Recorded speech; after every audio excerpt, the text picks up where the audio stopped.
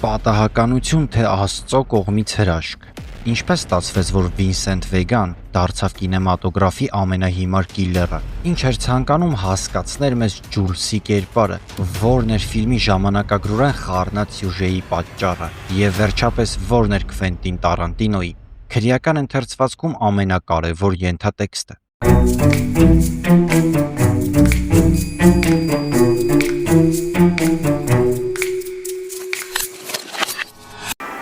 Читал Библию? Нерегулярно. Я запомнил один фрагмент, вроде будет кстати. Иезекииль, глава 25. Слушай. Путь праведника труден, ибо препятствуют ему себелюбивы И тираны и злых людей. Блажен тот пастырь, кто во имя милосердия и доброты ведет слабых за собой сквозь долину тьмы. ибо именно он и есть тот самый, кто воистину печется о ближних своих. И совершу над ними великое мщение, и свое наказание яростно, над теми, кто замыслил отравить братьев моих. И узнаешь ты, что имя мое Господь, когда совершу над ними мое мщение. Քվենտին Տարանտինոյի քրեական ընթերցվածքը շարունակում է դասվել լավագույն ֆիլմերի շարքին։ Ըստ IMDb-ի մտնում է լավագույն տասնյակի մեջ։ Այն արժանացել է Օսկարի լավագույն սցենար մրցանակին, հաղթել Կաննի փառատոնում ոսկե արմավենին։ Եթե դուք էլ ինպես սիրում եք գտնել ֆիլմերում գաղտնիքներ, թեորիաներ կամ բացահայտել դրանց փիլիսոփայությունը, ապա բաժանորդագրվեք ալիքին, սեղմեք զանգակը, լայքեք եւ գրեք մեկնաբանություններ։ Որն էր քրեական ընթերցվածքի այն կարևոր փիլիսոփայությունը, որ կար այս ֆիլմում, ինչ պատճառով այն գրավեց ոչ միայն հանդիսատեսին, այլ նաև քննադատներին ու համարվեց յուրահատուկ։ Միթե Տարանտինոյի հիանալի դիալոգների մեջ էր թաքնված գաղտնիքը, թե ժամանակագրորեն խառնված սյուժեի, թե այն պատճառով, որ պատմության մեջ կա մի քանի տարբեր պատմություններ, ու դրանք հիանալի ձևով կապվում են միմյանց, կամ միգուցե գոյություն ունի մեկ այլ հանգամանք, որը մենք լսում ենք, տեսնում, բայց շատերս դրան այդքան էլ առաջնահերթություն չենք տալիս։ Քրեական ընթերցվածքը աշխարհահռչակ Տարանտինոյի երկրորդ ֆիլմն էր, ու այն տվեց նրան այդ ճանաչումը եւ հարգանքը որպես փառահեղ ռեժիսոր սցենարիստի։ Կարծում եմ չկա մեկն, ով համաձայն չլինի այն մտքի հետ, թե որքան գեղեցիկ, մտածված ու սիմետրիկ է պատմում մեզ իր պատմությունները նա։ Ի դեպ, երբ խոսում ենք նրա ֆիլմերից, անհնար է անտարբեր անցնենք իր դիալոգների կողքով, որոնք հնչում են հերոսների շուրթերից, սակայն որոշ մարդկանց մոտ ձևավորվել է կարծիք։ Տարանտինոյի հերոսները խոսում են ֆիլմի սյուժեի հետ կապ չունեցող թեմաներից, եւ նրանք սխալվում են։ Կինեմատոգրաֆիայում կա մի շատ կարևոր օրենք, ըստ որի սյուժեի ընթացքում հերոսը պետք է ներկայացվի այնպես, որ հանդիսատեսը հասկանա ով է, ինչ մտածելակերպով, ինչ ներքին եւ արտաքին շարժառիթներով։ Հակառակ դեպքում, եթե մենք չգիտենք հերոսի արժեքները, նախասիրությունները կամ վախերը, դժվար կլինի նրան համարել իրական եւ իհարկե դժվար կլինի կապվել իր հետ։ Բացի այդ, սյուժեի ընթացքում հերոսի կայացրած որոշմանը կողմ կամ դեմ լինելու համար մեզ պարտադիր պետք է ճանաչել իրեն, եւ ամենակարևորը, եթե մենք սկզբում չիմանանք ով է նա, ապա չենք նկատի իր արժեհամակարգի փոփոխությունը։ Եվ սա կարելի է ասել ըստ կինեմատոգրաֆի եւ շատ գրականագետների ամենակարևոր կետն է ցանկացած պատմության մեջ՝ հերոսի փոփոխությունը։ Քրեական ընթերցվածքի սյուժեն կապում է իրար 3 հիմնական պատմություններ՝ Վինսենտի եւ Միայի հանդիպումը, Բուտչի ու Մարսելուսի պայմանավորվածությունը, Ջուլսի եւ Վինսենտի առաքելությունը եւ մի շատ կարևոր էպիզոդ, որից սկսվում ու ավարտվում է ֆիլմի ամբողջ պատմությունը։ Դա սրճարանի զույգի իրավիճակն է։ Նախ առաջարկում եմ հասկանանք ինչ են խոսում Տարանտինոյի հերոսները միմյանց հետ, ինչ թեմաների վրա են շեշտադրում անում, այդ ընթացքում ինչ են պատմում իրենց մասին մեզ եւ ինչպես է դա նպաստում սյուժեի զարգացմանը, եւ որն ամենակարևորն է այս ֆիլմում, որն անում են բոլոր հերոսները, պլանավորում են իրենց քայլերի հերթականությունը հաշվի չառնելով պատահականության գործոնի հանգամանքը։ Սկսենք կաֆեի քննարկումից։ Լսենք ինչպես են հերոսները պլանավորում սրճարանի թալանը, հատուկ շեշտում ինչի համար կարելի է գնալ այդ քայլին։ Бары, магазины, заправки. Сунешься, они тебя отымеют. А ресторан можно брать. Прямо с места в карьер. Они не ждут ограбления. Նախ Ռինգոն ասում է իր համոզմունքը, որ այն, ինչ անելու են, վտանգավոր բան չէ։ Не пойдет опасно. Хватит этой хрени. Ապա պատմում բանկի թալանի մասին, ներկայացնում այնպես իբրև դա ձեռնտու է բանկի տնօրինությանը, կամ այն, որ տվյալ սրճարանի մենեջերի համար իրենց արարքը միևնույն է։ Նույնն էլ հաճախորդների, այսինքն այստեղ կարելի է նկատել, որ այդ քայլից առաջ իրենք փնտրում են արդարացում իրենց գործողության համար, բացի այն, որ մենք տեսնում ենք գեղեցիկ երկխոսություն, որը նպաստելու է սյուժեի զարգացմանը, նաև այստեղ իմանում ենք այս հերոսների արժեհամակարգի մասին, օրինակ երբ նրանք ասում են, որ մարդ չեն ուզում սպանել, Не хочу убивать. Я тоже не хочу убивать. դա ցույց է տալիս, թե ինչպիսի հանցագործների հետ գործ ունենք։ Ու ինչպես արդեն նշեցի իրենց գործողությունների պլանավորման ժամանակ, մոռանում են հաշվի առնել պատահականության գործոնը։ Да, тут уж точно никто геройствовать не станет. Верно. Как и банки, кафешки застрахованы. Менеджер. Ему плевать. Մյուս դրվագներում կիլերները խոսում են իրենց կյանքից, քննարկում Վինսենտի Հոլանդիայի կյանքը։ Այդ երկխոսության ընթացքում մենք պարզում ենք տվյալ հերոսների նախասիրությունները, ծանոթանում նրանց կյանքին, բնավորության գծերին։ Նախ մենք տեսնում ենք, որ Ջուրսին հետաքրքրում է այլ կյանք, եւ նա մանրակրկիտ հարցուփորձ է անում Վինսենտից Հոլանդիայի կյանքի մասին։ Երբ նրանք խոսում են կինոթատրոնում գարեջուր խմելուց կամ բուրգերի անունից, այդ դիալոգը կարծես մեզ ոչինչ չասի, բայց դա այդպես չի։ Ջուրսն այդ խոսակցության ժամանակ նշում է, որ կուզեր գնալ այնտեղ։ Если в Амстердаме тебя тормозит легавый, он не имеет права тебя шмонать. Все, я туда еду. И не отговаривай. Դա արվում է այն պատճառով, որ մենք իմանանք, որ Ջուրսին այլ կյանք է հետաքրքրում։ Երբ նա իմանում է Հոլանդիայի կենցաղից, ապրելակերպից, նրբություններ, ու դա իրեն դուր է գալիս։ Մի բան էլ ասում է, որ կուզեր գնալ այնտեղ։ Դա նշանակում է, որ նա դեմ չէ փոփոխության։ Ապա տեսնում ենք, որ կիլերները քննարկում են իրենց շեֆի հանձնարարած գործը, կրկին կատարում պլանավորում, եւ այս անգամ ի տարբերություն սրճարանի հերոսների, կասկածի տակ են դնում իրենց ունեցած ինֆորմացիան եւ պլանավորածը, սակայն մասամբ ասում են, որ հնարավոր է այնտեղ մարդկանց քանակը լինի ոչ թե 4, այլ 5 հոգի։ Их там сколько?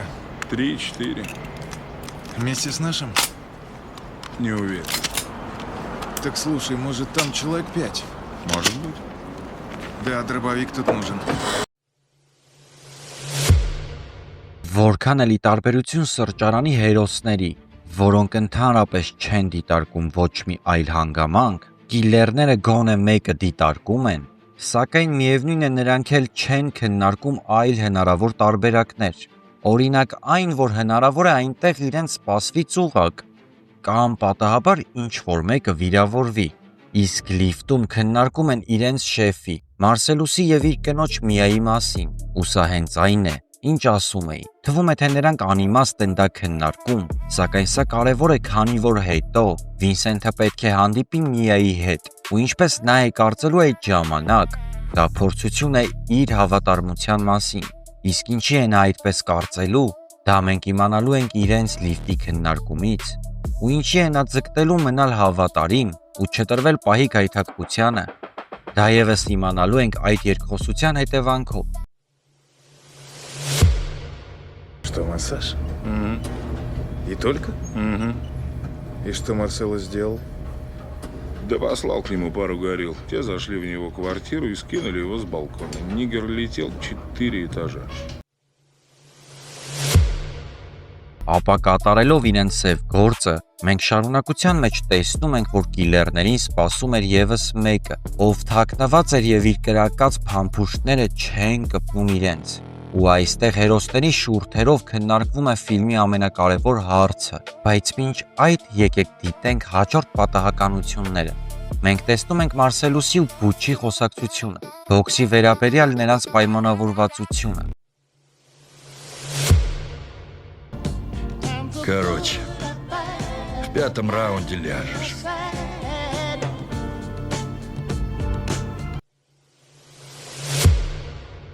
Ապա տեսնում, որ Բուչը պատահական խախտում է այն։ Նա պետք է 5-րդ раունդում պարտվեր, բայց հաղթում է սպանելով իր հակառակորդին ու որն ամենակարևորն էր՝ պատահական։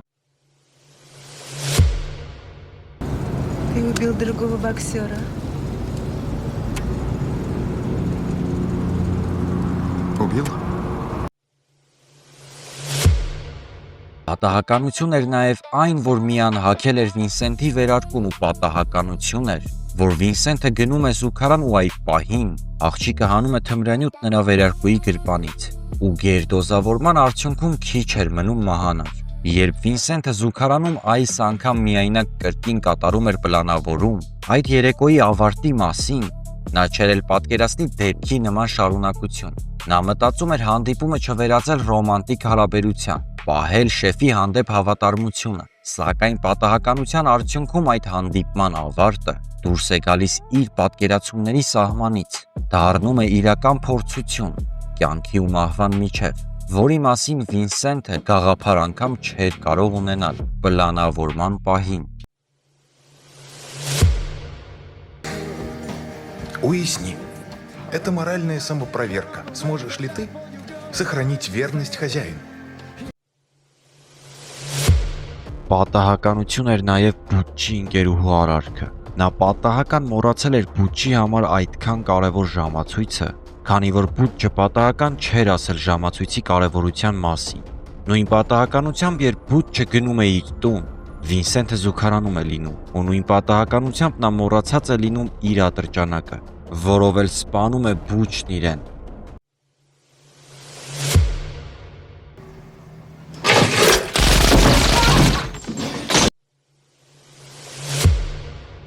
Ու ինչի արդյունքում նա դառնում է ամենահիմար կիլերը կինոպատմության մեջ, քանի որ զոհվում է ամենահիմար, անփութության արդյունքում, որ կարող էր անել կիլերը, թողնել զենքն ու գնար զուգարան, ու պատահականության արդյունքում զոհվեր։ Սակայն երբ Բուչը կրակ է արձակում, դա հնարավոր է չլիներ, եթե տոստերը պատահական, այդ լարված պահին չանջատվեր, իր այդքան կրակոցի նման ձայնով։ Ապա Բուչը շատ պատահական ճանապարհին հանդիպում է Մարսելուսին, ով փնտրում էր նրան ու գնում էր դեպի Վինսենթը, ով ըստ Մարսելուսի պետք է Բուչի տանը զինված սպասեր նրան, սակայն պատահականության արդյունքում նա զուգարանում սպանվել էր։ Ապա ըստ ֆիլմի սյուժեի վերադառնանք այն կետին, երբ Ջուրսը կատարում էր Մարսելուսի հրամանը։ Նախ ասեմ, որ աստվածաշնչյան աղոթքի հատվածը, որ ասում էր Ջուրսը սպանելուց առաջ, իրականում ֆիլմի հեղինակը փոփոխել է, դա իրական աստվածաշնչյան հատված չի։ Վերցված է իրականից, բայց կատարվել է փոփոխություն։ Այս ամենն ուսումնասիրելուց պարզեցի, որ դա վերցված է Տարանտինոյի սիրելի ֆիլմերից մեկից, ու դա այսպես ասած ոգեշնչվածություն կամ հղում էր իր կողմից։ Теми, кто замыслил отравить братьев моих, и узнаешь ты, что имя мое Господь, когда совершу над ними мое... Яростными и узнают, что я Господь, когда совершу над ними мое мщение. Ինչևէ, այդ տեսարանից հետո տեսնում ենք, որ այնտեղ թաքնված էր ևս մեկն, ով պետք է սպաներ կիլերներին, սակայն այդ փամփուշտները չեն դիպչում նրանց։ Ահա այստեղ էլ բացվում է ֆիլմի ամենակարևոր փիլիսոփայությունը։ Նրանք ականատես եղան իրական հրաշքի, որն ըստ Ջուրսի Աստծո կողմից եղավ, թե ինչպես պնդում է Վինսենթը, դա պատահականության պատճառով էր։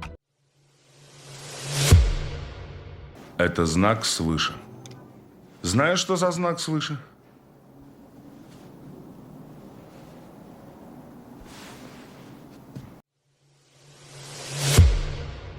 Եկեք մի փոքր հետ գնանք եւ տեսնենք, որ իրենց մարդը առանց թակոցի է բացում դուռը։ Այո, Երբ կրկին անգամ դիտում ես այս տեսարանը, պարզ է դառնում, որ նրանք անգամ դուռը չէին թակել, եւ դրա համար էլ սպասում էին կոնկրետ ժամի, որովհետեւ իրենց մարդը պետք է այդ ժամին բացեր դուռը, ու նա չէր ասել, որ լոգախցիկում մարդ կա, ու հարցը պատահական չէր, որ տվեց Վինսենթը։ Դու միտումնավոր չես ասել այդ մասին, թե պատահաբար մոռացել ես։ Դե իսկ մեքենայի մեջ արդեն Տարանտինոն կարծես գնում է սև հումորի կողմ եւ ցույց է տալիս մեկ այլ պատահականություն։ Վինսենթը կրակում է իրենց մարդուն մեքենայի մեջ պատահական սեղմելով ձգանը։ Վերադառնանք ամենակարևոր հարցին։ Մենք իմացանք, որ սյուժեն կառուցված էր պատահականությունների վրա, ապա որ Ջուլսը ցանկանում էր փոխել կյանքն ու դա բխում էր հոգևոր գաղափարներից։ Իսկ վերջում պարզ է դառնում, որ լինում է կրակոցը, ու նա հստակ սկսում է փոխել իր վերաբերմունքը կատարվածի նկատմամբ։ Եվ այդ ամենը ոչ թե համարում պատահականության, այլ Աստծո կողմից միջամտության արդյունք։ Եվ ինչ է լինում այս ամենի արդյունքում։ Առաջանում է կոնֆլիկտ երկու կիլերների մեջ։ Մեկն ով արդեն տրամադրվել էր կյանքը փոխելուն, եւ հենց այդ հերոսը այդ դեպքը համարում է Աստծո կողմից նշան, ուղղվելու, ճիշտ ճանապարհի վրա կանգնելու։ Իսկ մյուսը շարունակում է մնալ իր հին կյանքի ու մտածելակերպի մեջ, դա համարելով պատահականություն։ Եվ արդեն սրճարանում, երբ գեղեցիկ կերպով լինում է ֆիլմի կուլմինացիան, նախ մենք տեսնում ենք ինչպես են այդ պատմությունները հիանալիորեն միաձուլվում միմյանց։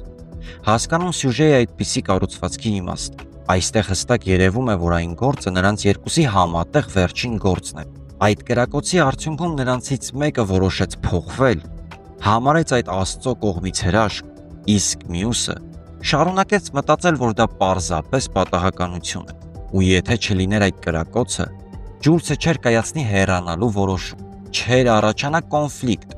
Արդյոք դա պատահական էր, թե հրաշք, քանի որ Ջուլսը դա համարեց Աստծուց տրված շանս ուղղվելու եւ փոխվելու, իսկ Վինսենտն որոշեց, որ դա պատահական է եւ շարունակեց մնալ իր գործին, գնաց Մարսելուսի հետևից, բուտչին բռնելու, պատահական մոռացավ զենքը եւ զոհվեց ամենահիմար ձևով, զոհվեց այնպես, ինչպես որ կարծում էր, պատահականորեն։ Բացի այդ, Ջուլսը մինչ հեռանալն անում է մեկ այլ կարևոր գործ։ Նա իրենից ավելի ճակերտավոր ասված թույլ հանցագործին բացատրում է, որ ինքն ավելի չար էր, բայց իր հետ կատարված դեպքի արդյունքում մտածել ու հասկացել է, որ պետք է փոխվի։ Но пережитое заставило меня задуматься. И я думаю, может, ты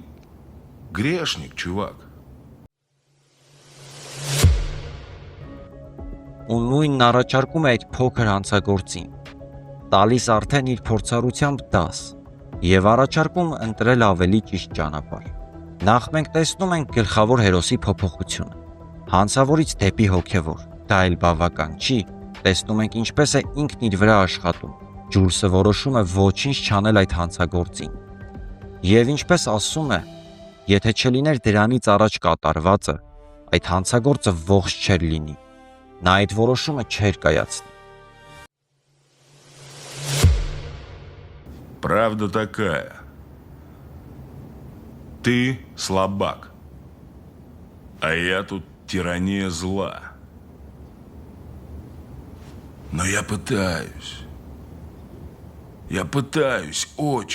очень стать пастырем. Ահա թե ինչի մասին էր քրեական ընթերցվածքի գեղեցիկ եւ փիլիսոփայական ենթատեքստը։ Այն բարձրացնում է մի կարևոր հարց. պատահականության թե Աստծո միջոցով է լինում այն, ինչ մենք չենք պլանավորել։ Ահա թե ինչի համար էին բոլոր հերոսները պլանավորում իրենց գործողությունները։ Սակայն Տարանտինոն զերծ չի մնացել նաև մարդկանց ընտրությունների հետևանքները ցույց տալու նպատակից։ Ինչպես տեսնում ենք, կրակոցից հետո ամեն կիլերը իր ընտրությունն է կատարում եւ ըստ իր կատարած ընտրության ունենում իր համապատասխան ճակատագիրը։ Իսկ ինչպես վիզուալ խոսքով մեզ հուշում էր Տարանտինոն, ընտրություն միշտ կա։ Եթե ուշադիր լինենք, կիլերները սպանությունից առաջ մոտ 6-7 անգամ անցնում են ելքի նշանի տակով։ Նույն բանը տեսնում ենք Բուտչի դռան վրա, երբ նա գնում էր տուն ժամացույցի հետևից։ Այսքաններին պատրաստած թեորիան, քրեական ընթերցվածքի մասին։ Եթե կգտնեք թերություններ, մեծ սիրով կլսեմ դրանք։ Իսկ ովքեր հավանեցին լայքեք ու գրեք մեկնաբանություններ։ Աջակցեք ալիքին հասնենք 1000 հետևորդի։ Դա կօգնի ավելի որակյալ տեսանյութեր պատրաստելու գործում։ Եվ ամենավերջում կցանկանամ ասել, ըստ իս Տարանտինոն պատասխանում է հարցին. վերջապես սա պատահականություն էր, թե Աստծո կողմից հրաշք։ Եվ ըստ իր հերոսի, Ջուլսի, էական չէ իրականում դա ինչ էր։ Էական էր, թե ինքն ինչ է զգում։ Было ли случившееся бесспорным чудом или не было, мне это совсем не важно. Важно, что я чувствовал. Это Божье касание.